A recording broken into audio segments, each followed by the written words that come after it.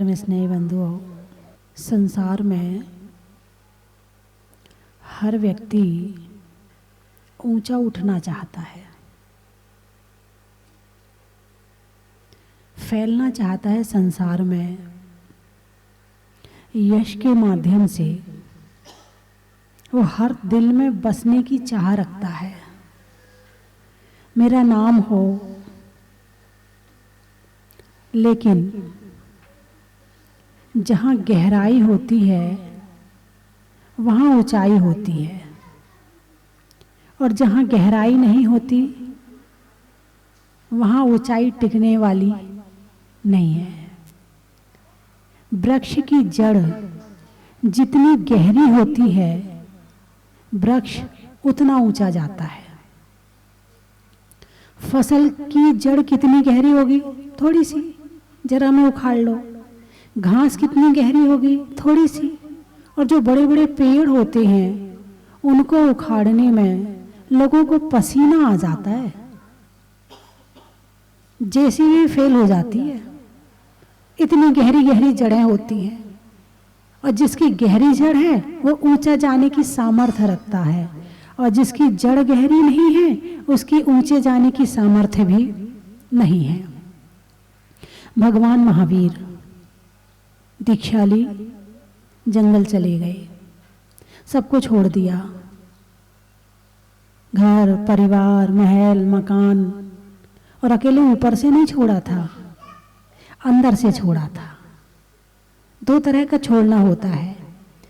एक है कि छोड़ दिया मगर मन से अभी गया नहीं है, मन में अभी बसा हुआ है, लेकिन मन से भी छोड़ दिया और तन से भी छोड़ दिया और वचन से भी छोड़ दिया। ये त्याग उत्कृष्ट त्याग होता है। तो भगवान महावीर ने जंगल में जाके क्या किया था? भाई, आप घर में रहते हो तो सुबह से शाम तक 10 काम करते हो। सो के उठते हो, महिलाएं हैं झाड़ू लगाती हैं, पुरुष हैं अपने टीवी देखते हैं, ये करते हैं वो करते करते करते करते करते पूरा दिन निकल जाता है, सो जाते हैं। फिर दूसरे दिन फिर करते करते करते थक जाते हैं, फिर सो जाते हैं। थकान उतर जाती है, फिर करना शुरू कर देते हैं। यही करते ना। लेकिन भगवान महावीर जब जंगल में गए तो उनके पास तो कोई काम ही नहीं बचा। कोई मित्र नहीं है, कोई परिवार नहीं है, ना कोई बातचीत करने वाला है, ना कोई बोलने वाला है। तो फिर वो क्या कर रहे थे जंगल में जाकर के? तो दो तरफ से कार्य होता है। एक होता है बाहर की तरफ से और एक होता है अंदर की तरफ से। जब मन बाहर जाता है तो बाहर से जुड़कर बाहर फैलाव करता है, बाहर विस्तार करता है। बाहर विस्तार चाहता भी है और करने का पूरा प्रयास भी करता है। और जब मन अंदर जाता है तो अंदर की गहराई में जाता है। और अंदर की गहराई कैसे जाएंगे अंदर? तो उसके लिए ध्यान करते हैं। तो भगवान महावीर ने क्या किया था? भगवान महावीर ने क्या किया था? वो आत्मा की गहराई में गए थे। और एक दिन 2 दिन में गहराई में नहीं पहुंच पाए। कितने दिन लग गए? 12 वर्ष लग गए। कितने दिन? 12 वर्ष। और इन 12 वर्षों से तो छोड़ो, पिछले जन्म में भी उसका प्रयास कर चुके थे, अंदर में गहराई काफी जा भी चुके थे। उसके पिछले जन्म में भी, उसके पिछले जन्म में भी, तब जाकर के यहाँ 12 साल में काम पूरा हो गया। और 12 वर्ष में ऐसा काम पूरा हुआ, ऐसे अंदर गए, ऐसे अंदर गए, ऐसे अंदर गए कि संपूर्ण लोक में फैल गए। बात समझ में आई कि नहीं? जितनी गहराई उतना फैलाव, उतनी ऊंचाई। ऐसे अंदर गए कि केवल ज्ञान प्राप्त हुआ, और केवल ज्ञान प्राप्त हुआ तो तीनों लोकों में उजाला हो गया। उस केवल ज्ञान की किरणें इतनी तेज थी कि सौधर्मेंद्र का सिंहासन भी हिलने लगा। यानी कहने का अभिप्राय ये है कि जब गहराई में जाएंगे तभी हमारा फैलाव और विस्तार बाहर अपने आप हो जाएगा। बाहर आप कितना विस्तार करना चाहोगे उसमें कोई बड़ी बात नहीं है, वो शाश्वत नहीं है। वो केवल कुछ देर का है, क्षणिक है। थोड़ी देर को दुनिया में जान लिया, काम खत्म हो गया। लेकिन यदि अंदर जाएंगे तो अंदर जाने पर ऐसा विस्तार होता है कि अंदर तो फैलाव हो ही जाता है, बाहर अपने आप हो जाता है, करना नहीं पड़ता है। सौधर्मेंद्र आ गया, कुबेर आ गया, समय श्रेणी की रचना हो गई, लाखों करोड़ों देवी देवता आ गए, बाहर के सभी भक्त मनुष्य आ गए, तिर्यंच आ गए, पशु आ गए, पक्षी आ गए, कहाँ आ गए? भगवान के चरणों में आ गए। और ऐसे आए, समर्पित हो गए। यश चाहते हो ना, चाहोगे तो नहीं मिलेगा। भगवान ने यश के लिए किया था क्या ध्यान? भगवान ने त्याग किया था, वो यश के लिए किया था क्या? कि मेरा नाम हो, देखो मैंने इतना त्याग किया है। भगवान ने किस लिए किया था? भगवान ने किस लिए किया था? आत्मा के सच्चे सुख की प्राप्ति के लिए किया था, और उससे दोनों काम अपने आप हो गए। लेकिन संसार यदि केवल बाहर के यश की चाह करे तो अंदर वो खोखला रह जाता है, अंदर वो खाली रहता है। और जब तक अंदर भराव नहीं होगा तब तक बाहर कितना भी फैल जाए उसकी कोई कीमत नहीं है। तो भगवान महावीर ने, भगवान आदिनाथ ने, 24 तीर्थंकर ने आत्मा का ध्यान किया, उससे बाहर का सारा काम हो गया। और यहाँ पर आदर प्राप्ति के लिए और यश की प्राप्ति के लिए इंसान क्या क्या नहीं करता है, क्या क्या नहीं करता, बताइए मुझे। ये मान कषाय के उदय में जो यश प्राप्ति की इच्छा होती है, ये यश क्षणिक है, इसी जन्म में खत्म हो जाएगा। एक पिताजी होते हैं, बेटे को संपन्न बनाना चाहते हैं, धन देना चाहते हैं। भाई क्यों देना चाहते? मेरा बेटा मुझे याद करेगा कि मेरे पिताजी भी इतना छोड़ के चले गए मेरे लिए। और बेटा कहेगा क्या किया तुमने? सबके पिताजी करते, तुमने कौन सा बड़ा काम कर लिया?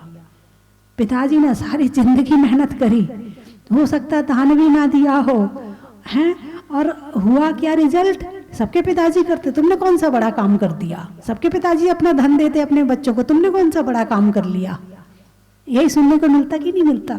यहाँ तक कि पिताजी ने भाई से लड़कर के संपत्ति इकट्ठी करी हो। ऐसा हो सकता कि नहीं हो सकता? भाई संपत्ति इकट्ठी करी ना, किसके लिए कर रहे हो? बच्चों के लिए कर रहे हैं। किसके लिए कर रहे हो? बच्चों के लिए कर रहे हैं। लड़े किससे? भाई से। भाई किसका है? तुम्हारा है। और बेटा किसका है? तुम्हारा है। दोनों तुम्हारे हैं ना। इससे उठा करके इसको दे दिया, तुम्हें क्या मिला? लड़ने में जो कषाय हुई, जो पाप हुए, बस वही मिला तुम्हें। तुम्हें कुछ नहीं मिला, कोई सुख नहीं मिला। ना भाई तुम्हारे साथ जाएगा और ना बेटा तुम्हारे साथ जाएगा। भाई के पास था वो भी तुम्हारा था, और बेटे के पास है तो बेटा भी तुम्हारा है। मान लो वैसे तो कोई किसी का नहीं है, निश्चय से देखा जाए तो कोई किसी का नहीं है, लेकिन फिर भी एक मोह होता है, और ये मोह लड़ाई करवाता है, झगड़ा करवाता है, सारे काम करवाता है। और केवल एक ही बात है, आजकल के तो मम्मी पापा अपने बच्चों के लिए इतना करते हैं, इतना करते हैं। ओ भगवान, पहले के मम्मी पापा भी करते थे मगर इतना नहीं करते थे, हैं? इतना करते हैं कि बच्चों का भविष्य ही खराब कर देते हैं। जो सुख मैंने प्राप्त नहीं किया है वो मेरे बच्चों को मिल जाए। बचपन में मुझे जो नहीं मिला था वो मेरे बच्चों को मिल जाए। कम से कम जो सुख तुम्हें 25 साल बाद प्राप्त हुआ था, आज वो सुख 5 वर्ष के बच्चों को प्राप्त हो रहे हैं। अब वो 25 साल में जाके क्या करेगा? जब वो 5 साल का था तो सोचता था जब मैं बड़ा होऊंगा तो मुझे ऐसे पैसे मिलेंगे, मुझे ये चीज मिलेगी, दिमाग में आशा थी। तो 20 साल उसके आशा में निकल गए। लेकिन जब तुमने वो चीज 5 साल में उसे दे दी तो 25 साल का मामला तो खत्म हो गया। अब वो 25 साल में किस चीज की इच्छा करेगा? और सुख में मिल गया ना, वो सुख नहीं है। जब तक आशा है ना तब तक सुख है। कोई भी चीज को आप देख लेना, आपके घर में फ्रीज नहीं है, जब तक नहीं था ना, फ्रीज आ जाए तो अच्छा है, ये हो जाए तो अच्छा है, आने के बाद ठीक है पड़ा एक कोने में, कौन देख रहा है। पहले तो दिन भर याद आती थी फ्रीज नहीं है, फ्रीज नहीं है, फ्रीज नहीं है, अब पड़ा एक कोने में, बिल्कुल याद नहीं आती है। यही बात है कि नहीं? तो ऐसे ही हर चीज के साथ में लगाओ संसार की, कि जब तक जो चीज नहीं होती है वो चीज दिन भर याद आती है, और मिलने के बाद में सुख खत्म, कोई सुख नहीं है फिर। तो ऐसे ही आप बच्चों के लिए इतना सब कुछ करते हो, लेकिन बच्चों को सुख कब महसूस होगा ये आपको पता नहीं है। बच्चे यदि खुद कमा करके जो चीज प्राप्त करेंगे ना, उसका सुख ज्यादा होता है। एक बच्चा यदि 10,000 की भी नौकरी कर रहा है और जो 10,000 रुपये आते हैं ना, उसे बहुत बड़े लगते हैं, ऐसा लगता है कि मैंने सारी दुनिया कमा ली। और किसी बड़े पिताजी के बेटे को यदि 10,000 रुपये होटल जाना ना, पापा जरा 10,000 देना, वो 10 मिनट में 10,000 उड़ा के होटल में आ जाएगा। वो तखत यहाँ रखवा दो, 10 मिनट में 10,000 उड़ा करके आ जाएगा। उसे 10,000 की कीमत पता नहीं चलेगी, 10,000 का सुख भी महसूस नहीं होगा। जो सुख वो 10,000 कमाने वाला 10,000 का सुख ले रहा है, बड़े पिताजी के बेटे को वो सुख 10,000 में नहीं, 1 लाख में भी नहीं मिलने वाला है। तो बंधुओं, इंसान सारी जिंदगी यश के लिए बड़ी मेहनत करता है, बड़े उपाय करता है, बड़े प्रयास करता है, मेरा नाम हो, किसी तरह से तो हो, है कुछ ना मिले तो एक बार तो एक व्यक्ति ने एक दूसरे व्यक्ति की हत्या कर दी। दूसरे दिन अखबार में फोटो छपा, वो जेल चला गया, अखबार में फोटो छपा, उससे उसके ऊपर केस किया गया, भाई तूने हत्या क्यों की? बोले मेरा नाम ही नहीं हो रहा था, कोई मुझे देखता ही नहीं था, मुझे कोई जानता ही नहीं था। अब मैंने सोचा कि मेरा नाम अखबार में कैसे आए, अखबार वाले ऐसे तो नाम छापते नहीं है, अच्छे काम करो तो नाम तो छापते नहीं है, बुरे काम करो तो जल्दी छाप देते हैं। तो मैंने कहा बुरा काम सबसे बड़ा कौन सा होगा, तो किसी की हत्या कर दो। तो हत्या कर दी तो मेरा नाम अखबार में भी आ गया और मेरा नाम भी हो गया। अब बताओ, नाम के लिए हत्या तक करने को तैयार हो गया आदमी। किसी का बुरा भी करना पड़े, किसी को गिराना भी पड़े तो गिरा देगा। यदि कहीं ऊपर कुर्सी रखी है और उस कुर्सी पर जाकर बैठना है तो चाहे कितनों को मार करके चढ़ना पड़े, क्योंकि उस कुर्सी पर बैठने के बाद नाम होता है। इसलिए वो कुर्सी चाहिए मुझे, मैं उस पद पे बैठना चाहता हूं, चाहे किसी की हत्या करना पड़े, चाहे किसी को गिराना पड़े, चाहे किसी का बुरा करना पड़े, लेकिन वो काम करने के लिए वो तैयार हो जाता। किस लिए? यश और नाम के लिए। जबकि दुनिया किसको नमस्कार करती है, काम को या नाम को? अरे बोलिए ना, काम को। दुनिया काम को नमस्कार करती है, नाम को नहीं करती है। और फिर भी वो नाम भी कितने दिन के लिए है। अभी जो आपको नाम मिला है, क्या नाम है आपका? मनीषी। ये नाम कहाँ से मिला आपको? ये आपका नाम है? नहीं है। किसका नाम है? मिला ही हुआ है ना। जो चीज मिली है वो मेरी कहाँ से हुई? नाम नहीं पूछ रही हूं, मैं बता रही हूं कि जो चीज मिली हुई है, यदि आपको किसी ने कुछ दिया है तो आपका नहीं था ना, आपका था नहीं ना, तभी तो मिला है। तो नाम किसने दिया आपको? किसने दिया? घर में माता पिता ने दिया होगा, बुआ ने दिया होगा, पड़ोसी ने दिया होगा, और आजकल थोड़ा सा और है कि वही गुरुओं के पास जाके नाम रखवाते हैं, तो किसी गुरु ने दिया होगा। है नाम मिला हुआ है, इसलिए मेरा नहीं है। अब जो चीज मेरी नहीं है उसका प्रचार प्रसार आप करना चाहोगे क्या? अरे बोलिए ना। जो चीज मेरी है ही नहीं है उसका प्रचार प्रसार करना। पड़ोसी की दुकान है, आप अपनी दुकान का एडवर्टाइजमेंट करोगे या पड़ोसी की दुकान का करोगे? किसका करोगे? हैं, अपनी क्या करोगे? तो तुम्हारा जो नाम है वो तुम्हारा तो है ही नहीं, वो तो दिया हुआ है, और तुमने उसे अपना मान लिया, पकड़ लिया उसे, और पकड़ करके कहा ये तो मेरा नाम है। यदि आपसे पूछा जाए, इतने सारे लोग बैठे हैं, मुझे एक साथ सबका नाम लेना हो तो क्या लिया जाएगा? हे भव आत्मन, क्या कहा जाएगा? यानी चाहे सुशील हो, चाहे पीयूष हो, चाहे नरेश हो, चाहे कोई हो, सबके अंदर पहले आत्मा है। आत्मा नाम मेरा है, और जो मिला हुआ है वो मेरा नाम नहीं है, यही मिला था, और जाने के बाद में रहेगा क्या? अरे बोलिए ना, नहीं रहेगा। यही मिला था, यही छूट जाएगा, और अपना बिना नाम के हम फिर से अगले जन्म में चले जाएंगे। तो त्रियंज, देव, नरक, मनुष्य, इन सब को यदि एक नाम से पुकारना हो तो क्या है वो? आत्मा। नरक में भी आत्मा है, स्वर्ग में भी आत्मा है, देवगति में भी आत्मा है, त्रियंच में भी आत्मा है, मनुष्य में भी आत्मा है। तो मैं कौन हूं? आत्मा हूं। यश किसका होता है, आत्मा का या शरीर का? फोटो किसकी छपती है? शरीर की है, और शरीर में भी पूरे शरीर की नहीं छपती, शरीर में भी पूरे की नहीं छपती है। यदि आपसे कहा जाए जरा फोटोग्राफर बुलाया, बढ़िया कैमरा बुलाया है, तो आपकी फोटो खिंचवा, अब 5 मिनट रुको, अरे नहीं नहीं टाइम नहीं है, उसको जाना है, अरे नहीं 5 मिनट रुको, अभी कपड़े बदल के आते हैं। अब बताओ, अब फोटो किसकी खिंचाई आपने? अब तो शरीर से भी और बाहर आ गए। पहले आत्मा, आत्मा के बाद शरीर, और शरीर के बाद कपड़े, अभी और बाहर थोड़ी ज्वेलरी और पहन ले, चेन और डाल लें गले में, खाली गला अच्छा नहीं लगता है, थोड़ी अंगूठी और पहन लें, है खाली अंगुली अच्छी नहीं लगती है, यही कहते हो ना। तो अब इसमें मैं कहाँ बचा? मैं तो दिख ही नहीं रहा है, और जो मैं है उसकी फोटो नहीं खींची जा सकती।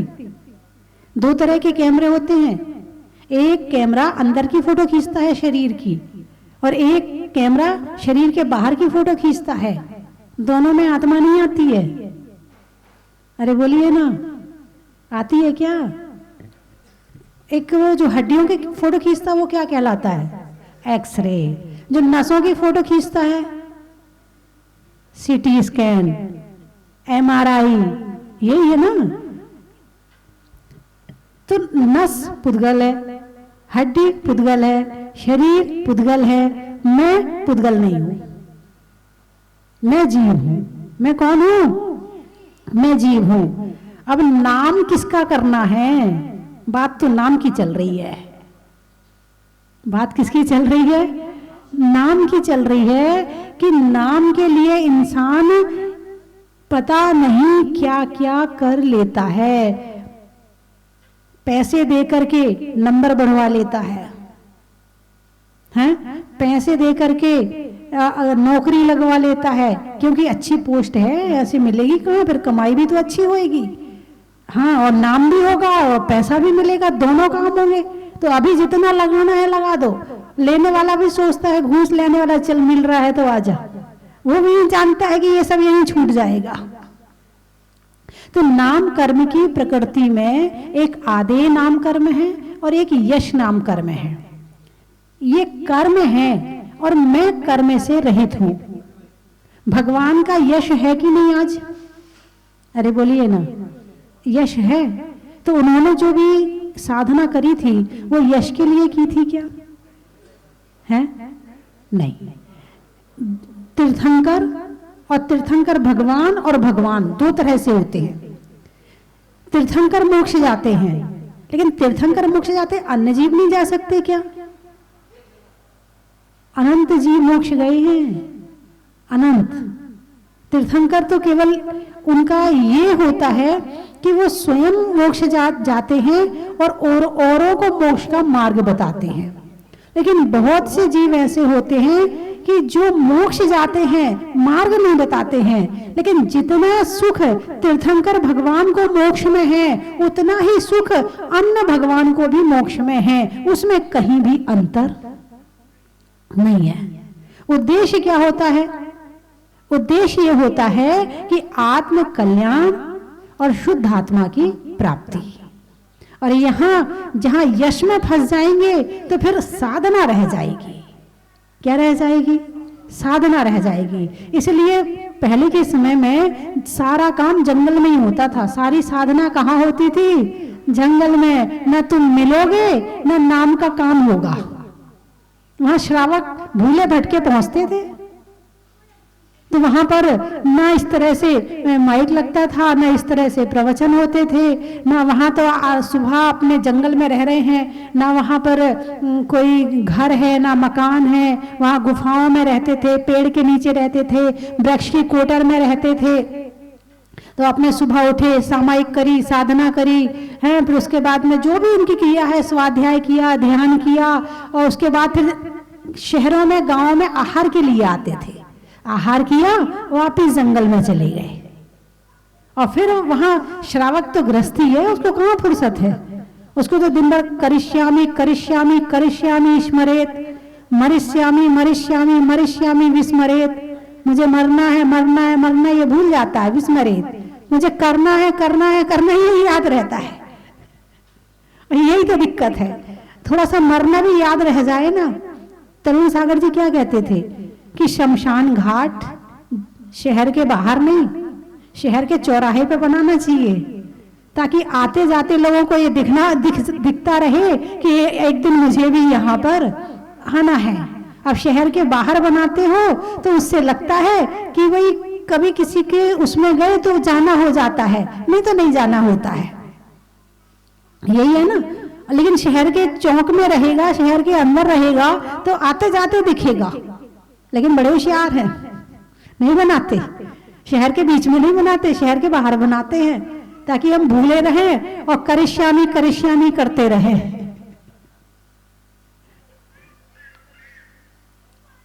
भगवान महावीर ने साधना की, ध्यान की, तपस्या की है, त्याग किया। किसके लिए? स्वयं के लिए। अभी यहाँ त्याग करते हैं और यहाँ तो पूरी लिस्ट सुनाई जाती है आकर। मेरा रात्रि भोजन का त्याग है, मेरा बाहर के खाने का त्याग है, मेरा इसका त्याग है, मेरा उसका त्याग है, मैं रोज ये करता हूँ, मैं वो करता हूँ। पूरी लिस्ट सुनाई जाती। बहुत सारे लोग, मतलब आप लोगों को तो सुनाते ही होंगे, मुझे भी आकर सुनाते हैं।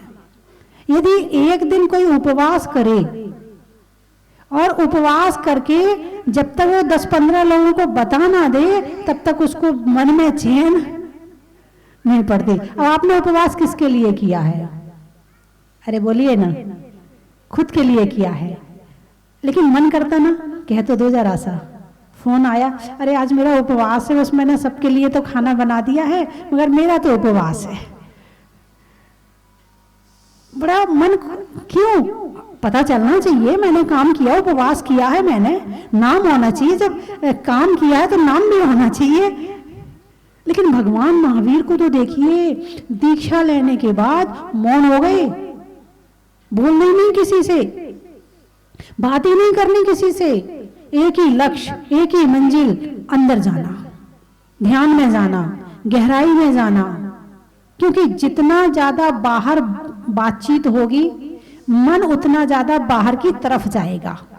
मन के अंदर उतने विचार जाएंगे, और जितने विचार जाएंगे उतने ध्यान में भटकन होगी। और जितने लोगों से कम बातचीत होगी, जितना बाहर से जुड़ाव कम होगा, जितना बाहर कम रहेंगे, उतना अंदर ज्यादा रह सकते हैं। बात समझ में आई कि नहीं आई? रहना है ना, अंदर ज्यादा रहोगे तो बाहर से कम जुड़ाव होगा, बाहर ज्यादा रहोगे तो ध्यान ही नहीं करने में आएगा। आप लोगों का ध्यान में मन क्यों नहीं लगता? क्यों भटकता है? आंख बंद करके बैठते हो, क्यों भटकता है? क्योंकि बाहर से इतना जुड़े हैं कि वहां का कनेक्शन कट करना बड़ा मुश्किल होता है। और अंदर से कनेक्शन किया ही नहीं, अभी आपने अंदर कनेक्शन लिया ही नहीं है। और जब तक अंदर कनेक्शन नहीं लोगे तो लाइट अंदर जाएगी कैसे? आपके घर में यदि आपको लाइट चाहिए है तो उसके लिए क्या करवाते हो, कनेक्शन लेते हो ना। किसका मोबाइल बज रहा है, बंद करो। ये बाहर जाने का तरीका है, बोल बोल के बुलाता, सुनो मेरी। वैसे तो करेला और नीम चढ़ा, वैसे तो इंसान का मन बहुत पहले से भटक रहा था। जब मोबाइल नहीं था तभी बहुत भटकता हुआ मन था, और मोबाइल आ गया। नहीं, ऐसा नहीं कह सकती, क्योंकि मोबाइल में ऐसी चीजें भी हैं जो आपकी मन की भटकन को दूर करते हैं। उसमें प्रवचन भी है, उसमें ध्यान भी है, उसमें भजन भी है, उसमें अच्छी अच्छी चीजें भी हैं। अपने मोबाइल तो एक बाजार है, मोबाइल तो एक बाजार है। तुम्हें क्या खरीदना है ये तुम्हारे ऊपर है। अब बाजार जाने की जरूरत नहीं है, तुम्हारा मोबाइल में ही बाजार पूरा इकट्ठा हो गया है, सब कुछ मिल जाएगा यहीं। और लेने वाला चाहिए कि तुम्हें क्या लेना है। अब तुम्हारी बुद्धि में जो होगा वो बटन दब जाएगी। बटन कौन दबाता है? स्क्रीन टच कौन करता है? स्क्रीन टच कौन करता है? तुम ही करते हो ना। स्क्रीन से स्क्रीन को टच करते हो। क्या करते हो? स्क्रीन से स्क्रीन को टच करते हो और जो चाहते हो वो निकल जाता है। लेकिन स्क्रीन ने अपने आप नहीं निकाला है, दिमाग ने जो कहा है वो निकाला है। तो बंधुओं, बात केवल इतनी करनी है, आप जो भी काम करो, काम करने के पीछे ये विचार मन में नहीं होना चाहिए कि मेरा नाम हो। यदि केवल नाम के लिए कर रहे हो तो काम अभी पूरा नहीं हुआ है, और काम उतना ही करोगे जितने में नाम होगा। लेकिन अपनी खुशी के लिए करोगे, अपनी भक्ति के लिए करोगे, अपने ज्ञान बढ़ाने के लिए करोगे, तो उतना करोगे जहां तक तुम्हारी लगन है और जहां तक तुम्हारी शक्ति है। नाम के लिए करोगे तो उतना ही करोगे, बस ठीक हो गया, बस इतने में तो सब लोग जान जाएंगे मुझे, बस ज्यादा क्या करना, पहचान जाएंगे, इतनी पहचान बहुत है।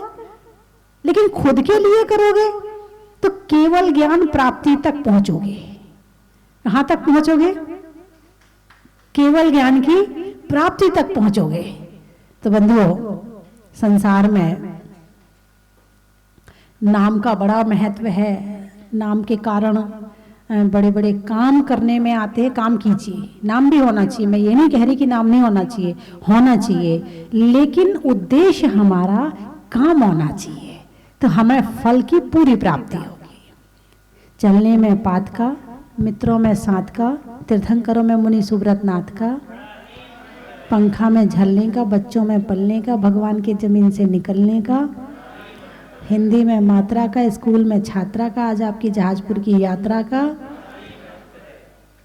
अनाज में दाने का, इनाम में पाने का, और आज आपके यहाँ आने का बड़ा ही महत्व है। दवाई की गोली का, और होली में रोली का, और आने वालों में छपरौली का बड़ा ही महत्व है। और कहाँ से आए हैं? कोटा। महिलाओं में आटा का, फूल में कांटा का, और आने वालों में कोटा का बड़ा ही महत्व है। महीपुर गाने, महीतपुर गाने में सुर का, नृत्य में नुपुर का, और आने वालों में महीतपुर का बड़ा ही महत्व है। नीमच बोलने में सच का, बोलने में सच का, और पापों से बच का, और आने वालों में नीमच का बड़ा ही महत्व है।